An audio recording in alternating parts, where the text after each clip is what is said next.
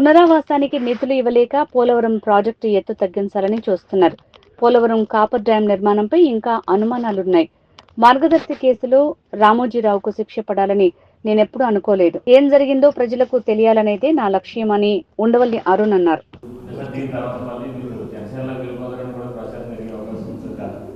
నాది నేను అనేక సార్లు చెప్పాను, నాది వాలంటరీ రిటైర్మెంట్, కంపల్సరీ రిటైర్మెంట్ కాదు. నేను కావాలని రిటైర్ అయిపోయాను. నేను ఎందుకు వెళ్తాను? ఇంకా కంపల్సరీగా తోసేసి ఏ అవకాశం లేకుండా ఖాళీగా ఉంటే ట్రై చేసుకుంటూ ఉంటాం, అందులోకి వెళ్దామా ఇందులోకి వెళ్దామా అని. నాకు లేదు, నాకు ఇంట్రెస్ట్ లేదు, నేను చేయలేను. ఇంట్రెస్ట్ లేదని కాదు, నేను చేయలేను, ఏ పోస్టు చేయలేను. ఇలా మీతో అప్పుడప్పుడు మాట్లాడడం తప్ప ఏ పోస్టు చేయలేను. నేను చాలా ఎంజాయ్ చేస్తున్నాను 10 ఏళ్ళ నుంచి. నా లైఫ్ చాలా బాగుంది, నా హెల్త్ బాగుంది, బీపీలు షుగర్లు అన్నీ కంట్రోల్లో ఉన్నాయి. నేను ఆ 10 ఏళ్ళు ఎంపీగా చేసిన టైంలో ఇంతగా లేను, ఇంత ఆనందంగా లేను.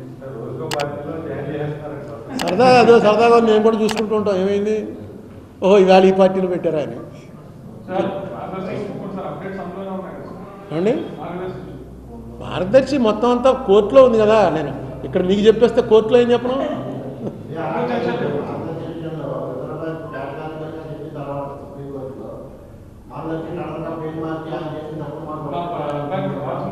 అంటే ఇందులో ఒక చిన్న ఇదేంటంటే క్రిమినల్ కేసు ఇది రామోజీరావు గారి మీద ట్రయల్ కోర్టులో రాజశేఖర రెడ్డి గారు సీఎంగా ఉండగా కృష్ణంరాజు గారు అనే ఐపీఎస్ ఆఫీసర్ ఇచ్చిన కంప్లైంట్ క్రిమినల్ కంప్లైంట్. క్రిమినల్ కేసులో ఎలా ఉంటుందంటే ఆర్గ్యుమెంట్ అన్ని రకాల నుంచి కొడతారు. దాంట్లో ఒక భాగం ఇది. దీన్ని అతిపెద్ద ప్లేడరు, ఇండియాలో టాప్ 10 ప్లేడర్ వచ్చాడు రోహతగి, ముకుల్ రోహతగి అన్నవాడు సిద్ధార్థ్ లోధరా కన్నా డబల్ ఛార్జ్ చేసేటువంటి ప్లేడరు. అతన్ని తీసుకొచ్చేటప్పటికి ఇది ఒక పెద్ద సెన్సేషన్ అయింది. కానీ యాక్చువల్గా క్రిమినల్ కేసుల్లో ఆర్గ్యుమెంట్ చెప్పేవాళ్ళు అన్ని ఆర్గ్యుమెంట్లు చెప్పేస్తారు. ఏంటి ఫస్ట్ వీడు దొంగతనం చేయలేదండి అని చెప్తారు, నెక్స్ట్ దొంగతనం చేసిన రోజున ఇక్కడ ఊళ్ళో లేడండి అని చెప్తారు, నెక్స్ట్ దొంగతనం చేయడానికి వీడు కళ్ళు కలమడం అని చెప్తారు. అన్నీ ఏదో ఒకటి క్లిక్ బెనిఫిట్ ఆఫ్ డౌట్ మీద ఉంటుంది అంతా, ఏదో ఒకటి క్లిక్ అవుతుంది కదా అని. అలాగే వాళ్ళు వచ్చి ఈ చెప్పిన వాదన, వాళ్ళు చేసే వాదన అన్ని కేసుల్లో అందరూ చేస్తారు. కానీ ఇక్కడ చిన్న ఇదేంటంటే ఎవరికైతే సంబంధం లేదు కొడుకునే అన్నారో కొడుకే వేసాడు పిటిషన్. ఆయన ఒక 3 నెలలు 4 నెలల క్రితం నా తండ్రి గారి ఇదే కేసులో, నా తండ్రి గారిది వారసత్వం నాది, నేను ఇప్పుడు హెచ్యుఎఫ్ కర్తని, అందుకని ఈ లిటిగేషన్లో పాల్గొనే అవకాశం నాకు ఇవ్వండి అని ఆయనే ఒక పిటిషన్ వేశాడు. ఆ పిటిషన్ వేస్తే నేను ఆన్లైన్ అపీర్ అవుతున్నాను, జడ్జి గారు నన్ను అడిగాడు, ఏడు నీకేమైనా అభ్యంతరం అని. నాకు అర్థం లేదండి అసలు అని చెప్పాను. నాకు అర్థం లేదండి అసలు, ఎందుకు ఈ పిటిషన్ ఎందుకు ఇప్పుడు, అది అవసరం లేదు, వేశారు. ఎందుకు వేశారో మరి, ఏదో లీగల్గా వాళ్ళ ప్లాన్ వాళ్ళకు ఉంటుంది.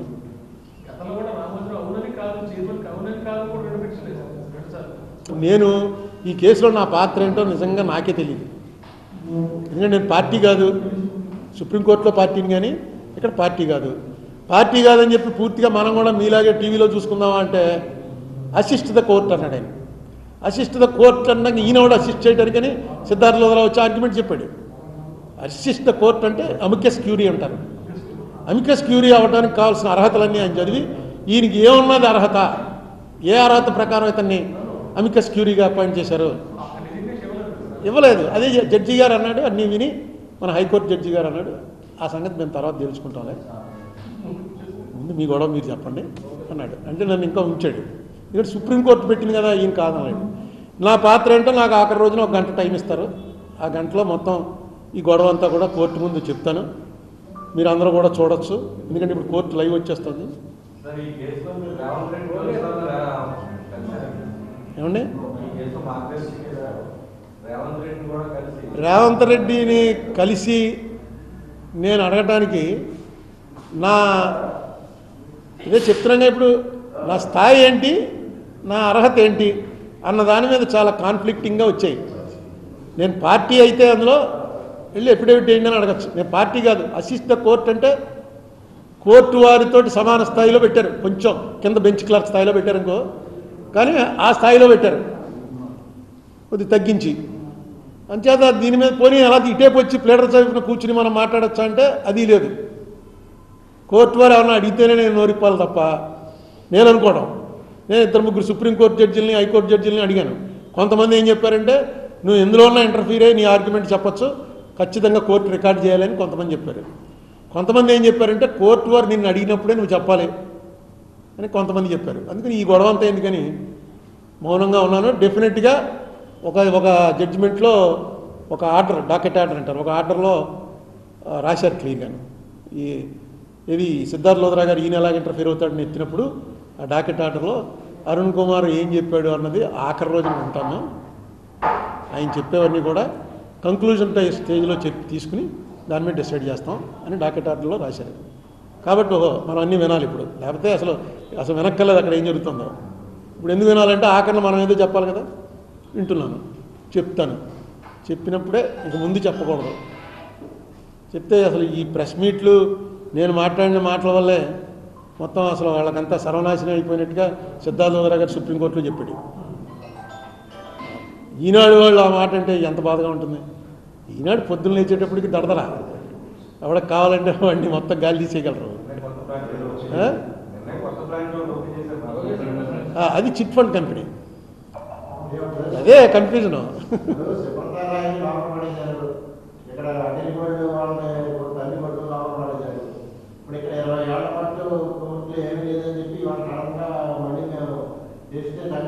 నేను అనేక సార్లు ఇక్కడ చెప్పాను, మళ్ళీ చెప్తున్నాను.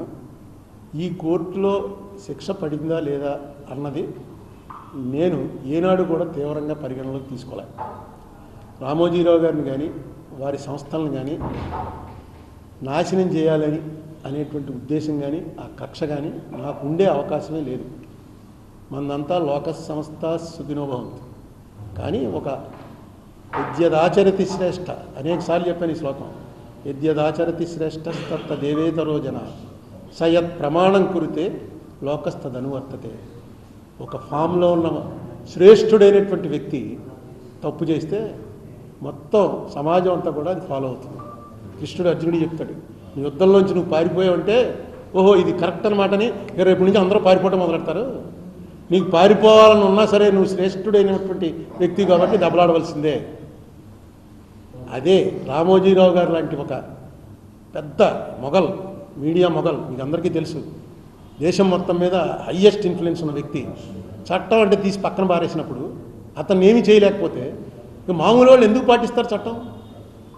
ఇందులో జరిగింది తప్పు అని కోర్టు చెప్పిన రోజున నేను అయిపోయినట్టే, ఆల్రెడీ నా వారు అయిపోయినట్టే లెక్క. ఎందుకంటే రిజర్వ్ బ్యాంక్ చెప్పేసింది. రిజర్వ్ బ్యాంక్ వచ్చి ఎప్పుడైతే కోర్టులో ఎఫిడవిట్ వేసిందో ఇది తప్పు చేస్తున్నాడు, అనేక సార్లు హెచ్చరించాం, మా మాట లెక్క చేయలేదు, మా దగ్గర మెన్నన్ మెషిన్ లేదు కాబట్టి మేము ఏం చేయలేకపోయాం, రాజశేఖర రెడ్డి ప్రభుత్వం కాదు చేసింది, ఇది మేము చేయమంటే చేశాడు. ఇదే మాట మేము ఎన్నిసార్లు చెప్పినా కాదు కాదు కాదు అన్నారు. ఈవేళ రిజర్వ్ బ్యాంకే చెప్పింది, ఏ రోజుల్లో ఎప్పుడెప్పుడు నోటీసులు ఇచ్చారో అన్నీ చెప్పారు. సో ఇక ఏం జరుగుతుంది దీని మీద అన్నది నేను ఇందులో టు అసిస్ట్ ద కోర్ట్ అన్నారు కాబట్టి ఇది చూపిస్తున్నాను. కానీ లేకపోతే నా వరకు నేను నా వాదన కరెక్ట్ అన్నది అయిపోయింది. అదే చెప్తున్నాను అనేక సార్లు. వాళ్ళు ఎందుకు చేయవలసి వచ్చింది, మేమెందుకు సబ్జెక్ట్ డివియేట్ అయిపోతుందని చెప్పేసి ఒక ఇది వచ్చింది మార్గదర్శకం మీద. మొన్న నాకు పోలవరం మొదటి నుంచి కూడా ఎన్విరాన్మెంటలిస్టులు అందరూ కూడా ఎన్వైరన్మెంటలిస్ట్ ఉంటారు. ఒక ఆయన ఇక్కడ మనకి పతంజలి శాస్త్రి గారు అని ఉన్నాడు, ఇంకొక ఆయన శివాజీ గారు అని చెప్పి వైజాగ్లో ఉంటాడు. వీళ్ళంతా శివాజీ గారు నాకు ముఖ పరిచయం లేకపోయినా ఫోన్ చేస్తున్నారు, ప్రొఫెసర్ అయినా. వీళ్ళందరూ పోలవరం చాలా డేంజర్, రాజమండ్రి కొట్టుకుపోతుంది జాగ్రత్త అని చెప్పి అంటూ ఉండేవారు. మనం ఎప్పుడు దాన్ని ఇలాగే అంటారులే ఎన్వైరన్మెంటలిస్టులు, ఎందుకంటే అడవులు పోతాయి, నిజంగా దానివల్ల నష్టం ఉండొచ్చు, కానీ వాటర్ కదా మెయిన్ అనే ఉద్దేశంలో ఉండేవాడిని. మొన్న ఎప్పుడైతే డయాఫ్రమ్ వాల్ కొట్టేసిందో దాని మీద నాకున్న నాలెడ్జ్లో రకరకాల వ్యక్తులతో మాట్లాడి తీస్తే ఆ వేళ ఏదైతే వచ్చి కొట్టేసిందో ఆ కొట్టేసినటువంటి ఫోర్స్ లాంటిది మనకు 4 ఏళ్ళకి ఒకసారి వస్తుంది. అంటే ఎప్పుడు రిస్క్ ఉంది, మరి అది టెక్నాలజీ వాళ్ళకి తెలియాలి. అన్నిటికన్నా రీసెంట్గా ఓ పేపర్లో చూశాను, బంకమట్టితో కడతారట. ఇప్పుడు మట్టి రాయితోటే కడతారు, ఏది డ్యామ్. ఆ dam earth cum rock filled dam. Rock అంటే రాయి, ఎర్త్ అంటే మట్టి. కలిపి కొండ, ఒక ఆర్టిఫిషియల్ కొండ తయారు చేస్తారు, ఆ కొండ ఆపుతుంది. అది బంకమట్టితోటి కట్టాలి అని ఒక ఆలోచన వచ్చింది అని చెప్పి పేపర్లో చూశాను, మీరు కూడా చూసే ఉంటారు. అంటే అర్థం ఏంటంటే ఒకవేళ కొట్టుకుపోతే బంకకి కొంచెం జిగురు ఉంటుంది కాబట్టి ఒక్కసారి వచ్చి పడేరుకుని కొట్టేయకుండా స్లోగా కొట్టుకుపోయేలా చేద్దామనే ఆలోచన కానీ వాళ్ళకు ఉంటే, బాబు జాగ్రత్తగా చూడండి, డిజైన్ కరెక్టా కాదా, డయాఫ్రమ్ వాల్ ఎట్టి 300 కోట్ల రూపాయలు ఖర్చు పెట్టి వరల్డ్లో టాప్ వాళ్ళు బావర్ కంపెనీ, ఆ బావర్ కంపెనీ వాళ్ళు వచ్చేస్తే అది కొట్టుకుపోవటం ఏంటి, మళ్ళీ 900 కోట్లు 1000 కోట్లు పెట్టి మళ్ళీ కడతారట, మళ్ళీ బావర్ కంపెనీ వాళ్ళే కడతారట. నాకు అంత నాలెడ్జ్ లేదు. డెఫినెట్గా ఇందులో ఏదో రిస్క్ కనబడుతోంది. దానికి తగ్గట్టుగా గవర్నమెంట్ వారు మాట్లాడుకుని పిలిచి, ఇదేదో మనం ఇంత డబ్బు ఖర్చు పెట్టేసి వెళ్ళిపోయే వెనక్కి అనేటువంటి బ్యాడ్ వస్తుందేమోనో ఇంకోటనో ఫీల్ అవ్వకుండా ఇటువంటి వాటిలోనే పవన్ కళ్యాణ్ గారు కొంచెం సీరియస్గా ఇన్వాల్వ్ అవ్వాలి. అయ్యి అసలు యాక్చువల్గా వాళ్ళు పిలిచి ఆ డిజైన్ వాళ్ళతో కూర్చుని ఏంటి డిజైన్ ఆగుతుందా లేదా, ఇలాంటివి ఎక్కడ కట్టారు, ఈ టైప్ ఆఫ్ శాండ్ ఉన్న చోట ఎక్కడెక్కడ జరిగింది, వరల్డ్లో ఎక్కడ కట్టారు, నిలబడ్డాయా పోయాయా, ఇవన్నీ తెలుసుకోవాలి.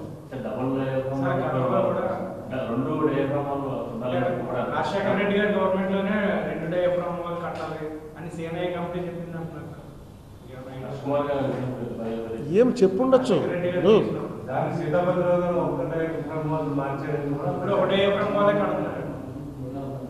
అదే చెప్తుంది. ఇవన్నీ ఎవరికి నచ్చింది. ఇప్పుడు ఇంజనీర్లో కూడా వాళ్ళ ఐడియా ఒకలా ఉంటుంది. ఒక ఆయన ఆయన ఉండేవాడు, తోట హనుమంతరావు గారు. ఆయన ఏమంటాడంటే అసలు ఈ రాక్ఫీల్డ్ డ్యామే తప్పు అన్నాడు ఆయన. ఎందుకంటే ఈ డ్యామ్ అయిన నిలబడదో పోతుంది, తప్పు ఇది. 4-5 ప్లేసులు చెప్పాడు ఆయన. చెప్పి ఈ 4-5 ప్లేసుల్లో ఆనకట్టలు కట్టండి, ఇక్కడింత ఇక్కడింత ఇక్కడింత అని. రాజశేఖర రెడ్డి గారు వెంటనే ఏం చేశాడంటే ఒక టీమ్ ఆఫ్ ఇంజనీర్స్ని ఆయన దగ్గరికి పంపాడు. ఆయన దగ్గరికి తోట హనుమంతరావు ఇంటికి. అందులో మన వెంకటేశ్వరరావు కూడా ఉన్నాడు. ఎవరో ఇక్కడ సిఈ చేశాడు. ఇప్పుడు మళ్ళీ ఆయనే సిఈ. ధవళేశ్వరంలో వెంకటేశ్వరరావు గారు ఉండేవారు కదా, ఆయన చంద్రబాబు టైంలోనూ ఆయనే, జగన్ టైంలోనూ ఆయనే, మళ్ళీ ఇప్పుడు ఆయనే. పోలవరం మీద ఆయనకి డెఫినెట్గా నాలెడ్జ్ ఉంది. వాళ్ళంతా వెళ్ళారు. ఆ బుక్ కూడా ఉంది మన లైబ్రరీలో. ఒక బుక్ వేశారు అప్పుడు రాజశేఖర రెడ్డి టైంలో. ఏంటంటే హనుమంతరావు గారు వేసిన ప్రశ్నలకు ఒక్కోదానికి ఈ ఇంజనీర్లు సమాధానం ఇచ్చారు. సమాధానం ఇస్తూ రాసుకొచ్చారు. నేను చదివాను, నాకున్న నాలెడ్జ్లో కన్విన్సింగ్గానే చెప్పారు. ఆయనది తప్పు, మీ తప్పు అండి, త్రిబుల్ అయిపోతుంది ఎక్స్పెండిచరు, దాని ఫలితాలు రావు అని. అయితే ఈ డయాఫ్రమ్ వాల్ పోయిన తర్వాత నాకు భయం పట్టుకుంది. కరెక్ట్ జరుగుతుందా తప్పు జరుగుతుందా అని. అంటే ఎత్తుకి దానికి సంబంధం లేదు. ఎత్తు తగ్గించడం రిహాబిలిటేషన్ డబ్బులు లేక, ఎత్తు తగ్గితే కెపాసిటీ తగ్గిపోతుంది.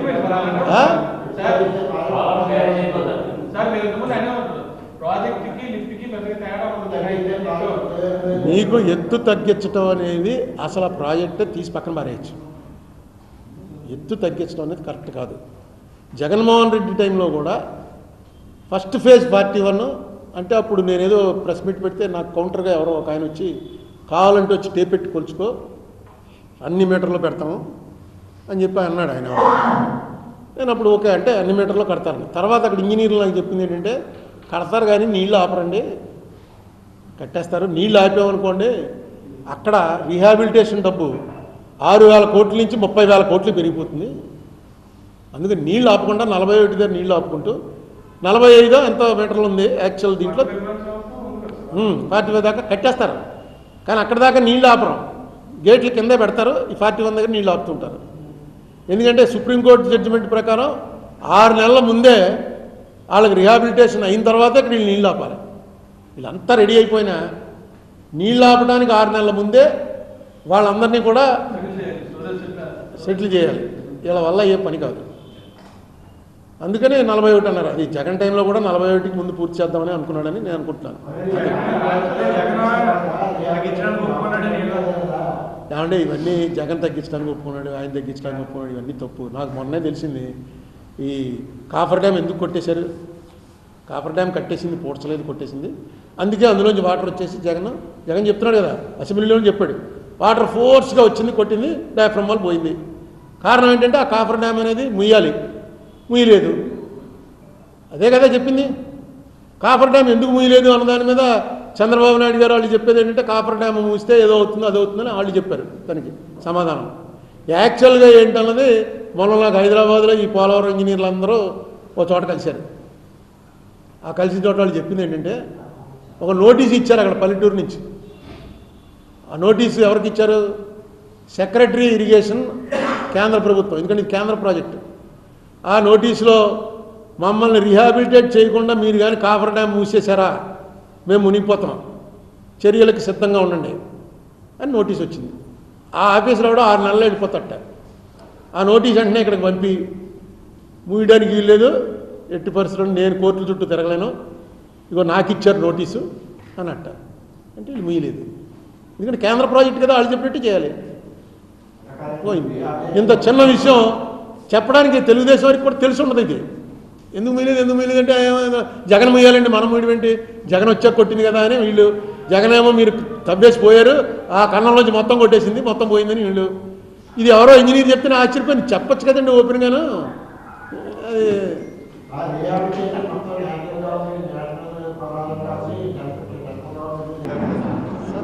సలాం.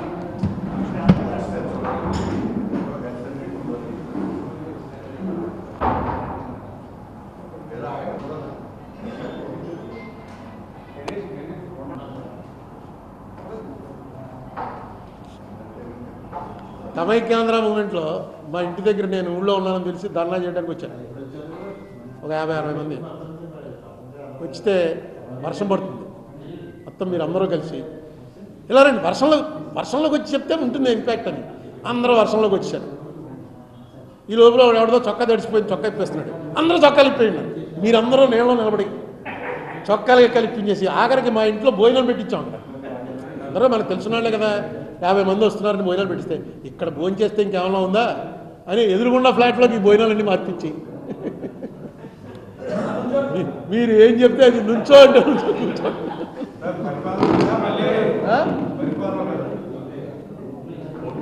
మామూలుగా పెడతాను, ఇంకా కొంచెం టైం. ఇది యాక్చువల్ కళ్యాణ్ గారి గురించి పెట్టాను. పవన్ కళ్యాణ్ గారు ఎవరో ఒకళ్ళు చూసిన చెప్తారు. నేను లెటర్ రాసినప్పుడే 2 నెలలు అయింది. కానీ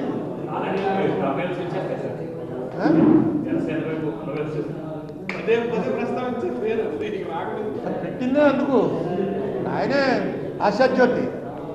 అవునా అడుగుతాడేమో ఆయన కానీ కోర్టులో వేయించాడు అనుకోండి, ఏమో నేను హ్యాపీగా రాజమండ్రిలో ఉండిపోవచ్చు. లేకపోతే మాటికి ఢిల్లీ వెళ్ళటం ఈ కోర్టు కేసు గురించి. ఆయన కోర్టులో మేము చూసుకుంటున్నాం, గవర్నమెంట్ ఇగో పెద్ద ప్లేటర్ని పెడుతున్నాం అని అన్నాడంటే, కేంద్ర జాత ఎఫిడేవిట్ వేయించాడంటే నాకు పెద్ద విశ్రాంతి.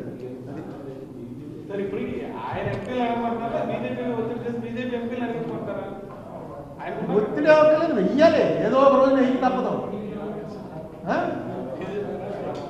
అయ్యో భలేవరే, కోర్టులో ఏం తప్పుతుందా? రిజర్వ్